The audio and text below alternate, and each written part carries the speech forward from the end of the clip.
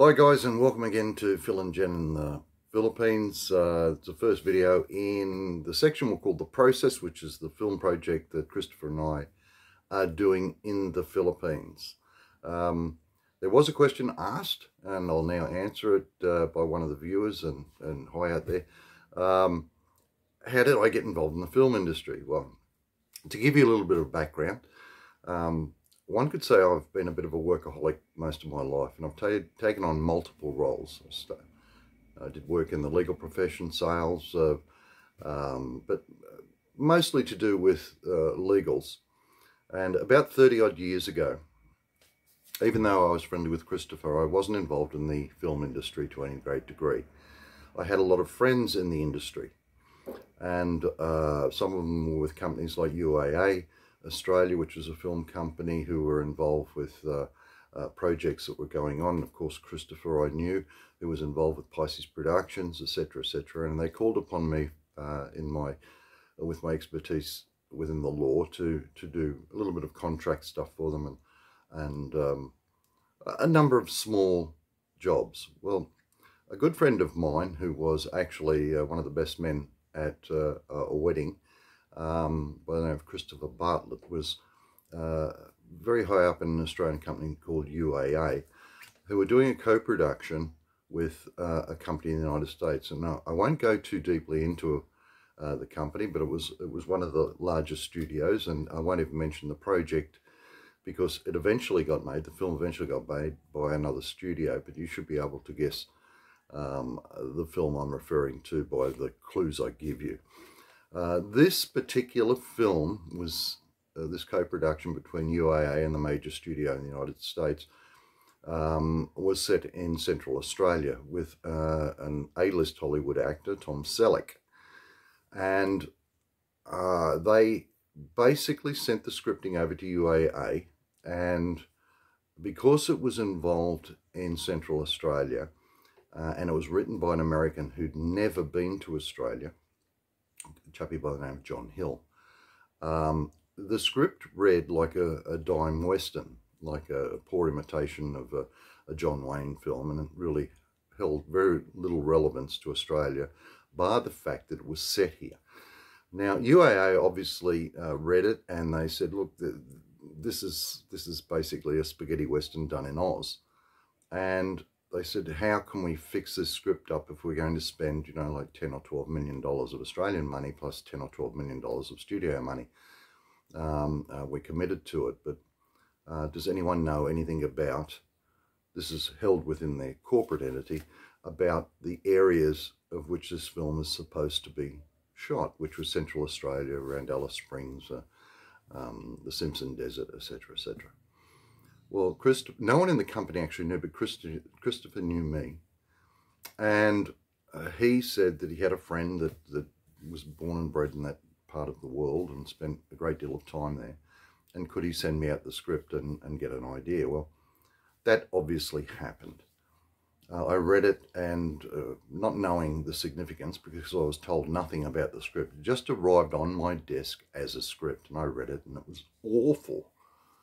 It was just an awful script. And then when he told me they were going to spend over $20 million US on this production, I said, there's just so much wrong with it. Now, at this particular point in my life, I dabbled with some scripts, but I was by no means an expert in any shape or form. But I'm a firm believer I've got 2 arms, 2 legs, and a head and a brain, and I can do basically anything that anyone else can do as long as I set my mind to it.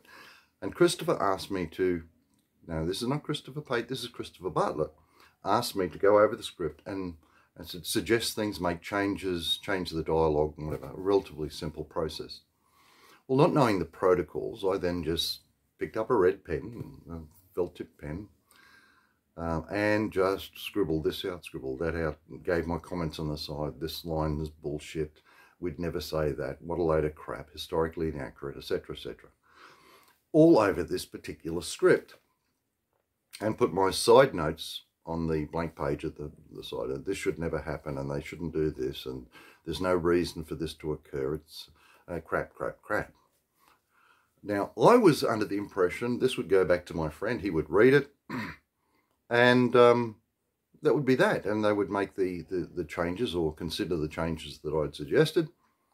And everything was honky-dory. What I didn't know in those days, 30 years ago, these scripts were what's called accountable scripts, because everything's done in Hollywood is done in secret. And the only copy of the script they'd sent from the United States was the one that I had just written, red pen, bullshit, what a load of crap, all that type of thing, all over. So Christopher rang me up and, you know, rather excited, said, what the hell have you done? I found out, sorry, you know, I did the Filipino thing. I said, sorry, didn't know. And he said, we're going to have to send this back with a letter of apology to the producer, who was then Marty Elfand. Marty Elfand was the producer of An Officer and a Gentleman, a big producer. You can look him up. Anyone wants to basically find out any of the information that I'm referring to, you can go to International Film Database on Google and you can find this stuff out. So Marty then passed it on to the director, who at that stage was Lewis Gilbert. Now those two chaps never ended up producing or directing this particular film because it went to another studio, but that's another story. So I was in the bad books as far as UAO were concerned after destroying this script. Well, one night I was lying at home about a week and a half later, and at 1 or 2 o'clock in the morning, the phone rang. And I picked up the phone, and I got this American voice saying, "Hi, Phil, this is Marty Elfand." And I thought, what peanut is ringing me at 1 in the morning? I didn't twig. I said, what is this bullshit? So I hung up. By the time I got back to bed, because in those days we didn't have mobiles, it was all, you had to get out of bed to answer the phone. The phone rang again. "Hi, it's Marty Elfand, don't hang up, don't." Now, I didn't know Marty Elfand from a bar of soap, but he's a big wig in Hollywood. So I said, listen, I thought it was Christopher having a go at me because I was in the bad books at 1 or 2 o'clock in the morning, whatever time it was just a disgusting time to ring somebody. So I said, piss off, and I hung up again. The next morning, Christopher did ring me. He said, listen, did you get a couple of calls last night? And I said, yes, and I didn't appreciate it, for Christ's sake. You know, 2 o'clock in the morning, waking me up. And he said, it wasn't me, it was Marty Elfand. I said, who the hell's Marty Elfand? And he then proceeded to inform me it was Hollywood calling, and he wanted to have a talk to me. And, you know, even though the time difference, would you mind hanging around on the phone and talking to Marty Elfand? I thought, oh, I'm going to get a dressing down here. Okay, yeah, right. So I was all expecting to get an absolute hammering for destroying this script. So the phone rang and we had a long discussion, and Marty loved everything I did with the script. He, you know, was so pleasing that there was no bullshit involved in the script. I said exactly what I wanted and can I work on it? And of course, he then offered me a ridiculous sum of money. And what was I going to say? No, I'm an amateur and whatever. I thought, yes, of course I can do it. I'm a genius. And I'll bullshit my way in there. And by the time they find out I'm not that good, I'll have a pocket full of money. But as it turned out, I did get involved in the project. I did the rewrites. It was a steep learning curve. And everything went really, really well. And of course, I got paid a lot of money and everyone was happy with me. And that was how I stepped into the film industry. Like I did in most of my life, I just fell into it. And I just made sure that falling into it, I wasn't going to make a fool of myself. So I studied up, and as I said, I was a bit of an amateur writer previously, and I had done a number of amateur scripts. But in that 2 months, 3 months that I was actually working on the script in Australia, I then made it my life's task to make sure this script was going to be as good as I possibly could. Get it. So I changed the dialogue, I changed the storyline to suit historical fact in Australia and sent it back. Everyone was happy, and that's the story of how I got involved. So, and from there on, I got work and I wrote scripts, and then I got ghost writing jobs, and then I worked overseas with the film industry, and we developed projects. And of course, me then being within the industry and being paid on a professional basis, I got more involved with Christopher and Pisces Productions, and it just ballooned from there. Having said that, I always considered myself to be, for the first 5 or 6 years, a bit of an interloper.